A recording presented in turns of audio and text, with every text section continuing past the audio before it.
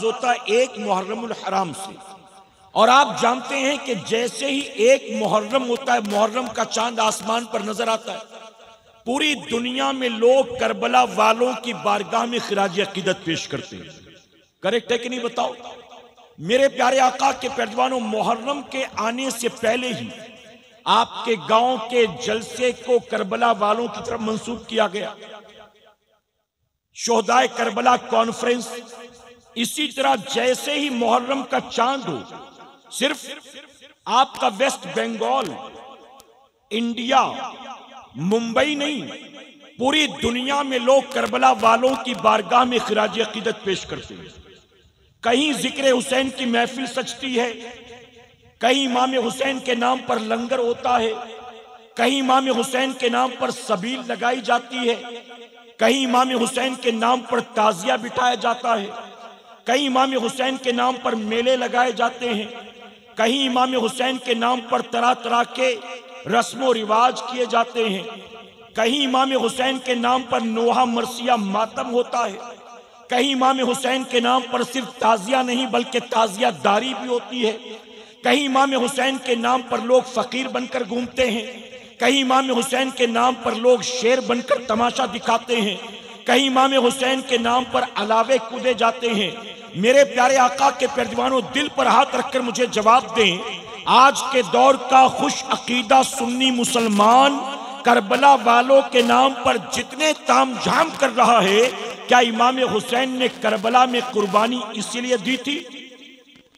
इमाम हुसैन की कुर्बानी का असल मकसद क्या था? क्या कुर्बानी इसलिए दिया था आपने कि मेरे नाम पर कयामत तक महफिल सजाई जाए? क्या कुर्बानी आपने इसलिए दिया था कि मेरे नाम पर हर साल 10 मुहर्रम को मेला लगाया जाए, मेरे नाम पर अलम बिठाया जाए, मेरे नाम पर पंजे उठाए जाएं, मेरे नाम पर ताजिए बनाए जाएं, मेरे नाम पर छातियां पीटी जाएं, मेरे नाम पर गांव गांव में करबला बनाया जाए, मेरे नाम पर ढोल ताशे बजाए जाएं? आप दिल पर हाथ रखकर जवाब दो, ये जितने काम हम कर रहे हैं, क्या मेरे इमाम ने कुर्बानी करबला में इसलिए दी थी कि मेरा कयामत तक नाम बाकी रहे, मेरे नाम पर ताजिया बिठाया जाए, मेरे नाम पर मेला लगाया जाए, मेरे नाम पर ढोल ताशा बजाया जाए? मेरे प्यारे आका के पैरवानों, आपका दिल गवाही देगा कि हम जो कुछ भी कर रहे हैं ये महज मौजूदा दौर के रस्म रिवाज हैं। इमाम हुसैन ने कुर्बानी जो करबला के मैदान में दी थी, उस कुर्बानी का मकसद ये नहीं था। इमाम हुसैन कयामत तक के लिए अपने नाम का परचम बुलंद कराने के लिए नहीं आए थे, अपने नाम पर ताजिया बनवाने नहीं आए थे, अपने नाम पर ढोल ताशे बजवाने नहीं आए थे, अपने नाम पर अलम उठवाने नहीं आए थे, अपने नाम पर मेला लगवाने नहीं आए थे। हुसैन करबला के मैदान में अपना सर कटा के, अपना खानदान लुटा के कयामत तक के लिए अपने नाना के दीन को बचाने के लिए आए थे। सुभान अल्लाह, सुभान अल्लाह। इमाम हुसैन का यजीद के साथ झगड़ा किस बात का था? प्रॉपर्टी का झगड़ा था, महल का झगड़ा था, खेत का झगड़ा था, बैंक बैलेंस का झगड़ा था। मेरे प्यारे आका के पैरवानों, आज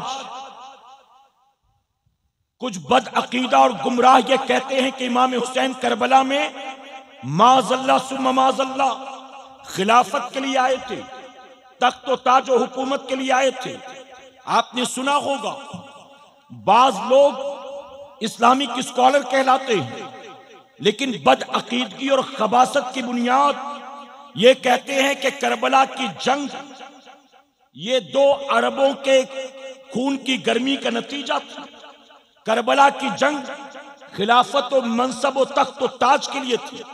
हम कहते हैं यकीनन यजीद के पॉइंट ऑफ व्यू से देखें तो करबला की जंग खिलाफत के लिए थी, हुकूमत के लिए थी, तख्त और ताज के लिए थी। लेकिन इमाम हुसैन की नजर से देखें, इमाम अली मकाम के पॉइंट ऑफ व्यू से देखें तो करबला की जंग खिलाफत और तख्त और ताज और हुकूमत के लिए नहीं थी, बल्कि सिर्फ नाना के दीन की बका के लिए, नाना के दीन की हिफाजत के लिए। मेरे प्यारे आका के पैरवानों, आप मुझे जवाब दें, अगर आपके गांव का कोई सोशल वर्क तमन्ना करेगा कि मैं गांव का प्रधान बन जाऊं तो कितना अच्छा है, मैं फिर से एमएलए बन जाऊं तो कितना अच्छा है, मैं फिर से एमपी बन जाऊं तो कितना अच्छा है, क्या वो तमन्ना करेगा कि सोशल वर्कर बनकर गली मोहल्लों में काम करता वही अच्छा था?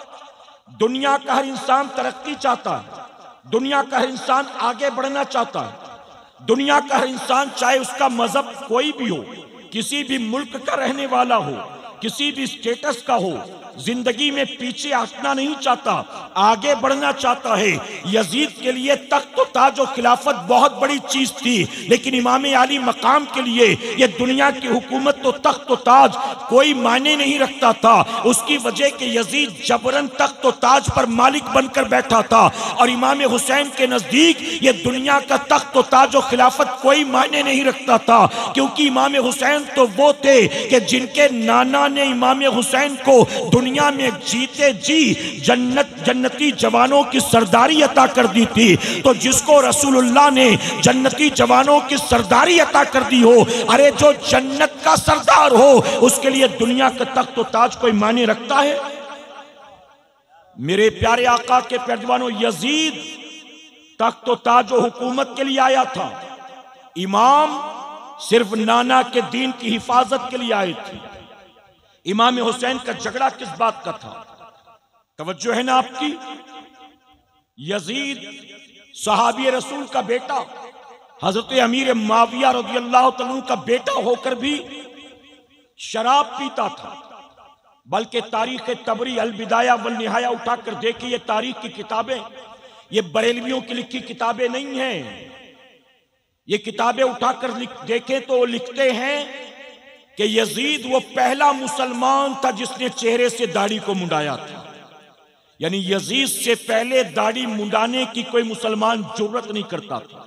यहूदी मुंडाते थे, ईसाई मुंडाते थे, मुशरिकीन मुंडाते थे, लेकिन यजीद पहला मुसलमान था जिसने चेहरे से दाढ़ी को मुंडाया। यजीद शराबी था, यजीद जुआरी था, यजीद जानी था। यजीद के महल में रात भर ढोल घुंघरू बजा करते थे, नाच गाना होता था। रात भर उसके महल में नाच गाने, शराब और शबाब और कबाब की महफिल सजा करती थी। ये सारी बुराइयां उसके अंदर होने के बावजूद वो चाहता था कि इमाम हुसैन उसकी बैत कर ले, इमाम हुसैन उसके हाथ में हाथ दे दे। मेरे प्यारे आका के पैरवानों, इमाम आली मकाम ने कहा, सहाबी रसूल का बेटा होकर अमीरुल मोमिनीन बनने की तमन्ना रखता है और सर चेहरे से दाढ़ी मुंडाता है, नमाज नहीं पढ़ता, शराब का आदी है, जुए का शौकीन है, जिना रोजाना करता है। इसीलिए इमाम उसके मुकाबले में आ गए। यजीद ने कहा, हुसैन हाथ दोगे तो खैर है, हम तुम्हें फला जगह की हुकूमत दे देंगे, हम तुम्हें आजाद कर देंगे, हम कभी तुम्हारे साथ छेड़छाड़ नहीं करेंगे। लेकिन इमाम हुसैन ने कहा, मैं हाथ देने वाला नहीं। आप उसके मुकाबले में आ गए। अब मैं आपसे सवाल पूछता हूं, मैं नहीं जानता कि आपके इस वेस्ट बंगाल में करबला वालों के नाम पर कौन कौन से रस्म रिवाज होते, मैं नहीं जानता, ना ही मुझसे किसी ने कहा कि इसके बारे में आप बोलिएगा। लेकिन मैं एक बात जरूर आपसे पूछना चाहता हूं, आप इमाम हुसैन के नाम पर, शोदाए करबला के नाम पर जो कुछ भी करते हैं, दिल पर हाथ रखकर आप मुझे बताएं, यजीद के अंदर जितनी बुराइयां थीं, जिन बुराइयों की वजह से इमाम हुसैन उसके मुकाबले में आ गए, जिन बुराइयों की वजह से इमाम हुसैन ने यजीद की बैत नहीं की और यजीद के हाथ पर हाथ नहीं दिया, जिन बुराइयों की वजह से इमाम हुसैन ने शहादत को तो पसंद किया लेकिन बैत को पसंद नहीं किया, अब अगर आपके अंदर यजीद की तमाम बुराइयों में से कोई एक भी बुराई है तो याद रखना कि 10 मुहर्रम को आप छातियां नहीं, अपना सर पटक पटक कर या हुसैन के नारे लगाओ, अपने आप को लहू लुहान कर लो, लेकिन इसके बावजूद अगर आपके अंदर कोई ऐसी खसलत है जो इमाम हुसैन के दुश्मन यजीद पलीद में थी तो सर पटक पटक कर मर जाओगे। आप कभी भी इमाम हुसैन के आशिक नहीं हो सकते। यजीद दाढ़ी मुंडाता था। अगर ताजिया कंधे पर लेकर पूरे गांव में घूमने वाले दाढ़ी मुंडे जिंदगी भर घूमते रहे तो क्या हुसैनी बन जाएंगे? मोहब्बत का दावा इमाम हुसैन से, और सुबह उठकर रोजाना दाढ़ी मुंडाओगे इमाम हुसैन के दुश्मन की तरह? किस बात के हुसैनी हो? सिर्फ ताजिए के, ढोल के, मेले के, नारे के, डेगों के, ढोल तमाचों के? किस बात के हुसैनी हो?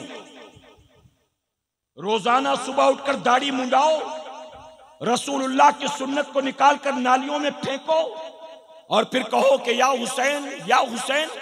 ये हुसैन से मोहब्बत है? यजीद शराब पीता था। आज हमारे यहां हालात ये हैं कि आज के दौर का नौजवान सिर्फ शराब नहीं पीता, अब तो हम इतनी तरक्की कर चुके हैं कि यजीद तो बहुत पीछे रह गया। अब तो गांजा भी है, चरस भी है, चिलम भी है, ब्राउन शुगर भी है, हीरोइन भी है, एमडी भी है, कोरेक्स भी है, वाइटनर भी है, सोल्यूशन भी है, बटन भी है, कुत्ता गोली भी है और पता नहीं क्या क्या। अगर यजीद होता ना तो इमाम हुसैन से मुस्कुरा कर कहता कि हुसैन, मैं शराब पीता था, आपसे बर्दाश्त ना हुआ। ये आपका नारा लगाने वाले तो पता नहीं और क्या क्या खाते पीते।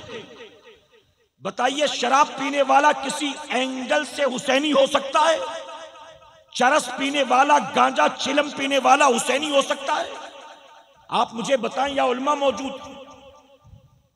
प्याज और लहसुन खाना जायज है कि नाजायज है? जी, प्याज खाना, लहसुन खाना जायज है कि नाजायज? लेकिन अगर आप कच्चा खाते हैं तो मुंह से बदबू आती है, करेक्ट है? जायज चीज जिसको खाने से मुंह में बदबू आए उसको खाकर मस्जिद में आना मकरूह।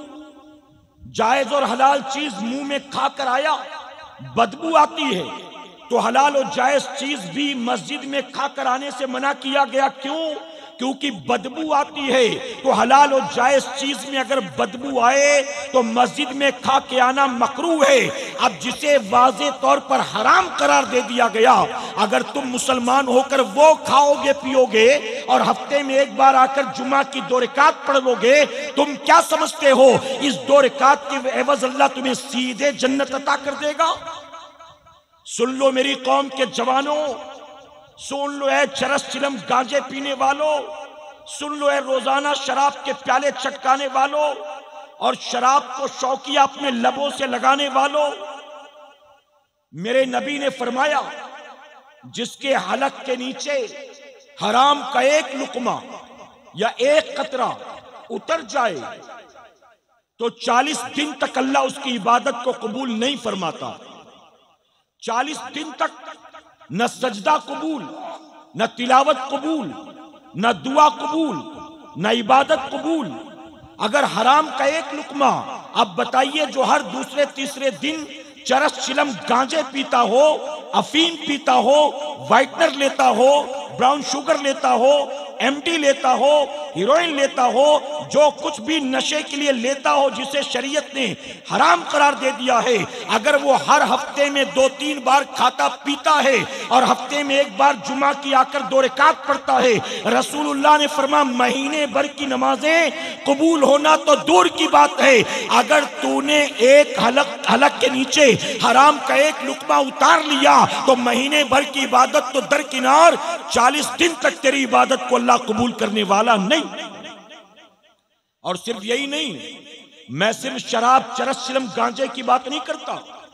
जिसका धंधा सूद का है, जिसकी कमाई जुए की है, जिसका कारोबार फ्रॉड का है, जिसने अपने ही पट्टीदार, रिश्तेदार, पड़ोसी, अपने ही भाइयों का माल गबन कर रखा, बाप के इंतकाल के बाद बहनों का हक खा के बैठ गया, छोटे भाइयों को कहा 2-2 लाख रुपए लो और अपना अपना रास्ता देखो, और कोई मांगा तो हाथ पैर तोड़ दूंगा।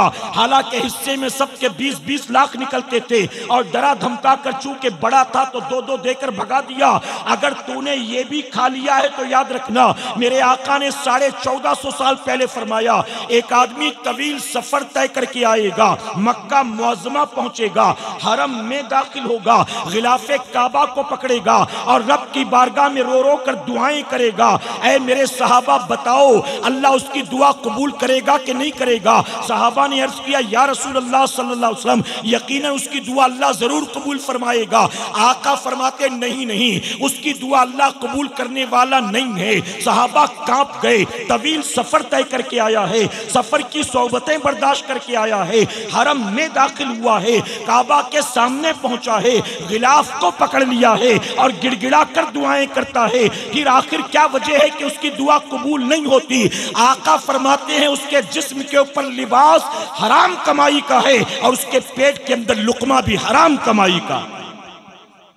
ये किसी का पेड़ दबाकर बैठ गए, दुकान खाकर बैठ गए, घर पे कब्जा कर लिया, किसी को डरा धमका कर उसकी चीजें छीन ली, पार्टनर के साथ धोखा कर दिया, फ्रॉड के धंधे कर लिए, जुआ खेला उसमें बना लिया, या सूद का कारोबार कर लिया। मैं brown sugar, heroin, MD, Corex की ही बात नहीं करता। अगर किसी ने हराम रास्ते से अगर कमाया है और कमा कर लखपति नहीं करोड़पति बन गया और करोड़पति बनकर दुनिया में उसने बहुत इज्जत और दौलत इकट्ठा कर ली, लेकिन फिर भी अल्लाह की बारगाह में उसकी कोई इबादत मकबूल नहीं है, अल्लाह उसकी दुआ कबूल करने वाला नहीं है। मेरे प्यारे आका के प्यारवानों, इमाम हुसैन का यजीद पलीद के साथ झगड़ा किस बात का था? यजीद दाढ़ी मुंडाता था। हम कहे कि हुसैनी हैं, अपने आप को कहें कि हम तो हुसैनी हैं। अभी सैयद साहब आएंगे तो तब पता चलेगा अहले बैत की मोहब्बत क्या होती है। लोग धक्का मुक्की करते हैं, लोग टूट पड़ते हैं। हम तो सादात के चाहने वाले हैं, हम तो सैयदों से मोहब्बत करने वाले हैं। मैं कहता हूँ सिवाय जबानी जमा खर्च के, सिवाय रियाकारी और दिखावे के ये कुछ भी नहीं है। हकीकत तो ये है अगर तुम वाकई गौसे आजम से प्यार करते हो, अगर तुम वाकई इमाम ज़ैनुल आबिदीन से प्यार करते हो, अगर तुम वाकई नन्हे अली असगर से प्यार करते हो, अगर तुम वाकई नौजवान अली अकबर से प्यार करते हो, अगर तुम वाकई हज़रत अब्बास अलंबरदार से प्यार करते हो, अगर तुम शहीद करबला इमाम अली मकाम से प्यार करते हो, अगर तुम इनके बाबा मौलाए कायनात से प्यार करते हो, तो मोहब्बत सिर्फ ज़बानी जमा खर्च ना हो। अगर इनसे मोहब्बत करते हो तो मोहब्बत की असल दलील ये है अपने आप को इनका आशिक ऐसे बनाओ, ऐसे बनाओ, ऐसे बनाओ कि फिर चेहरा भी उन्हीं की तरह हो, सीरत भी उन्हीं की तरह हो, इखलाक भी उन्हीं की तरह हो, लिबास भी उन्हीं की तरह हो, किरदार भी उन्हीं की तरह हो। फिर जबान पर फिल्मी नगमे नहीं होंगे, जबान खुलेगी तो गौसे आजम की मनकबत होगी। नारे तकबीर, नारे रिसालत, नारे हैदरी, नारे हैदरी। हक है। हर सुबह उठकर दाढ़ी मुंडाओ और इमाम हुसैन की मोहब्बत में कोई कमी ना आए। यजीद के महल में रोजाना रात नाच गाने की महफिल सजती थी। उसके यहां बाकायदा तबला बजाने वाले, हारमोनियम बजाने वाले सैलरी पर थे, नाचने वाली रक्कासाएं सैलरी पर थी। हर रात महफिल सजती थी और पूरी रात वो उसी महफिल में गुजारता था। ऐ मेरी कौम के जवानों, आज बताओ हमारे पास ढोल तबला बजाने वाले तनख्वाह पर नहीं है, हमारे पास घर में आकर नाचने के लिए औरतें नहीं हैं, लेकिन हमारे पास ये मोबाइल फोन है ना। यजीद जो पैसे खर्च करके महल के बंद कमरे में कर रहा था, आज हम वही वाईफाई और डेटा के जरिए अपने मोबाइल से कर रहे हैं। अरे यजीद के यहाँ एक रात नाचने के लिए एक आती थी, दूसरी रात दूसरी आती थी। ढोल तबले हारमोनियम वाले तो रोजाना वही होते थे। हम तो उससे कितना आगे निकल गए हैं, हम तो उंगली के इशारे पर हर हीरोइन को नचा रहे होते हैं, हम तो न जाने कितनों से ढोल तबला बजवा रहे होते हैं। ऐ मेरी कौम के जवानों, यजीद के महल में रात भर ढोल घुंघरू की आवाज आती थी और आज हमारे कानों में भी रात भर ढोल घुंघरू की और नाच गाने की आवाज आती है। अरे जिन आवाजों से अल्लाह और उसके रसूल ने नफरत की, जिन आवाजों के मुकाबले में इमाम हुसैन खड़े हो गए, आप जरा सोचो कि वही आवाजें हम भी सुने और फिर मुहर्रम के दिन कहे या हुसैन हम न थे, या हुसैन हम न थे, और फिर हुसैन पाक की मोहब्बत के नारे लगाओ। ये कैसी मोहब्बत है इमाम हुसैन से। ऐ सरकारे मदीना के पैरवानों, अगर इमाम हुसैन से मोहब्बत है, ये ताजिया मोहब्बत की अमानत अलामत नहीं है, ये ताजिया दारी मोहब्बत की अलामत नहीं है। अलम का बिठा लेना मोहब्बत हुसैन की अलामत नहीं है, नारा लगा लेना मोहब्बत हुसैन की अलामत नहीं है, सिर्फ और सिर्फ नजरो नियाज का एहतमाम कर लेना इमाम हुसैन की मोहब्बत की अलामत नहीं है। अगर वाकई अहले बैत से प्यार है, करबला वालों से प्यार है, आज इस शोहदाए करबला कॉन्फ्रेंस से उठने से पहले तय कर लेना, आज के बाद मेरी जिंदगी यजीद के नक्शे कदम पर नहीं चलेगी। अब जीऊंगा तो हुसैन की तरह और मरूंगा तो गुलाम हुसैन की तरह। सुभान अल्लाह, सुभान अल्लाह। मेरे प्यारे आका के प्यारे दीवानों, 10 मुहर्रम की तारीख थी, सुबह से यजीदियों ने जंग का आगाज किया। तवज्जो है ना आपकी? 10 मुहर्रम की तारीख थी। अहले बैत या तहार उनके रुफ़का 3 दिन से भूखे प्यासे थे।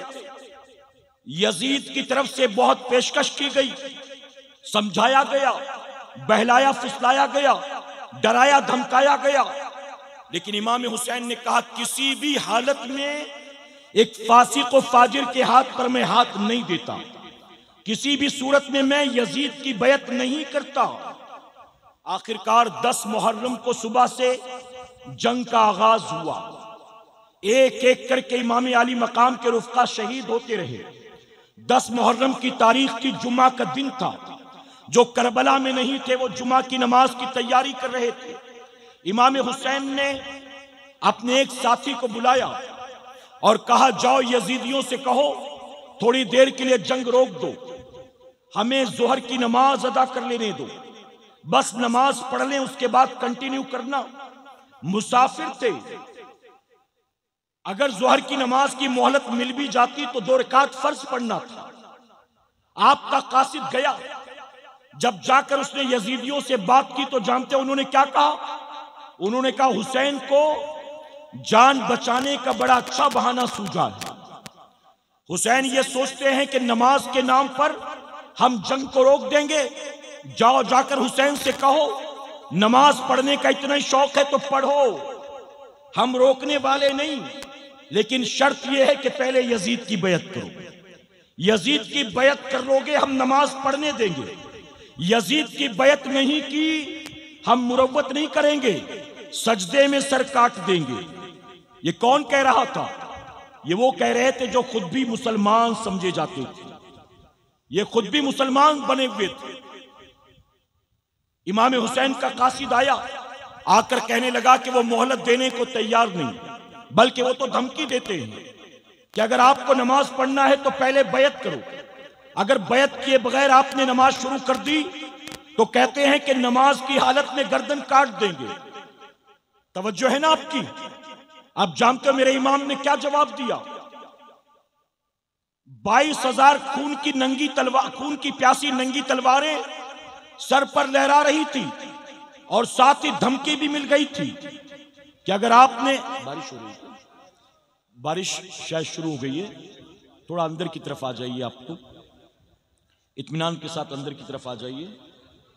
देखिए ये जो टेंट बनाया गया है इसमें आराम से बैठ सकते हैं सब लोग। আপনারা ভিতরে প্রবেশ করুন। यूट्यूब वाला भाई थोड़ा आगे बढ़ जाइए। नहीं उनको रहने दो, लोग आगे आकर बैठ जाए ना। अच्छा अच्छा, आप लोग रहिए, लोग आके सामने आकर बैठ जाइए। আপনারা সামনে এসে বসে যান। আপনারা সামনে এসে বসুন।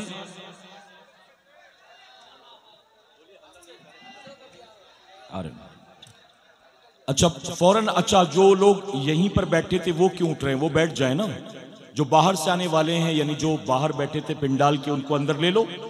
बस ये साहब थोड़ी देर में तशरीफ लाने वाले, और मैं भी बिल्कुल कंक्लूजन की तरफ चल रहा हूं, बात मुकम्मल करने वाला हूं। देखिए कोई मुझे तो बारिश की बूंदें नजर नहीं आ रही हैं, बारिश हो रही है लेकिन कोई इतनी ज्यादा भी नहीं हो रही है, ठीक है, कि परेशान होना पड़े।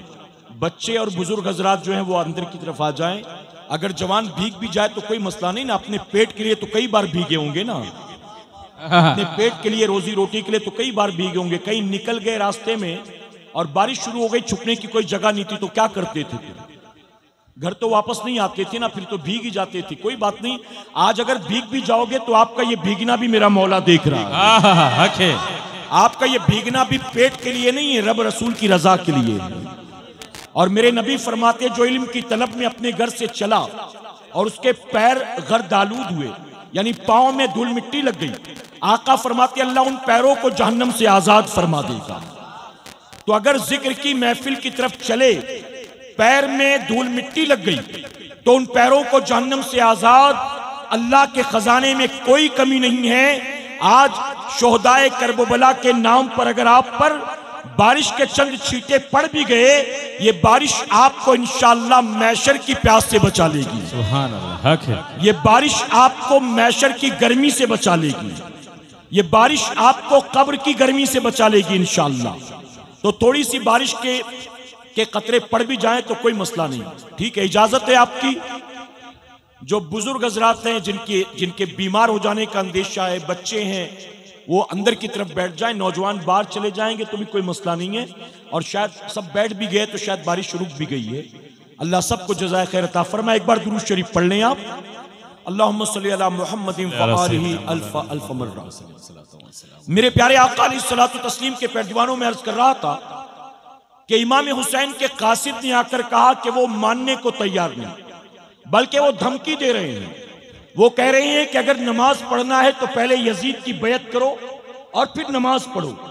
अगर बिना बैत के तुमने नमाज शुरू कर दी तो हम मुरव्वत नहीं करेंगे, हम सजदे में सर काट देंगे। तो जानते हो इमाम हुसैन ने ये नहीं कहा उज़्र है, अल्लाह देख रहा है, जान पर बन आई है, अल्लाह माफ करने वाला है, चलो जान बचा ले, नमाज बाद में कजा कर लेंगे। इमाम जानते थे अगर कजा कर दूंगा तो कयामत तक जब भी करबला का जिक्र किया जाएगा तो हर कहने वाला यही कहेगा कि हुसैन ने नमाज कजा कर दी थी, हुसैन ने नमाज कजा कर दी थी। इसलिए इमाम ने कयामत तक के लिए मिसाल कायम कर दी। आपने नमाज को कजा नहीं फरमाया, आपने कहा जाओ जाकर यजीदियों से कह दो कि मुझे धमकियां देना बंद कर दे। अगर वो कहते हैं कि नमाज पढ़ने के लिए यजीद की बैत करनी होगी तो जाओ कह दो कि मैं यजीद की बैत करने के लिए ना कल तैयार था और ना आज तैयार हूं। और उनसे कह दो कि अगर वो सजदे में सर काटने पर आमादा हैं तो हुसैन भी सजदे में अपना सर कटाने पर आमादा है। सुभान अल्लाह, सुभान। इमाम ने कहा सर कटता हो तो कटे, लेकिन नमाज कजा नहीं होगी। हम हुसैनी हैं, बुरा मत मानिएगा। जब 10 मुहर्रम को ये ढोंग धतूरे करते हो ना, तो उस दिन फज्र पढ़ी होती है आपने, जोहर पढ़ी होती है आपने, असर मगरिब इशा पढ़ते हो आप, मेला तो लगाते हो हुसैन के नाम पर, ढोल भी, तमाशा भी, खिलौने भी, मर्द औरत की खलत मलत, बेहयाई, बेपर्दगी भी, यह सब कुछ करते हो जिसका करबला से कोई ताल्लुक नहीं है। और इमाम हुसैन करबला में सजदे की हालत में अपने सर को कटा रहे हैं। हर तारीख निगार यही लिखता है, हर सीरत लिखने वाला यही लिखता है, हर खतीब अपनी तकरीर में यही कहता है। इस रिवायत में कहीं कोई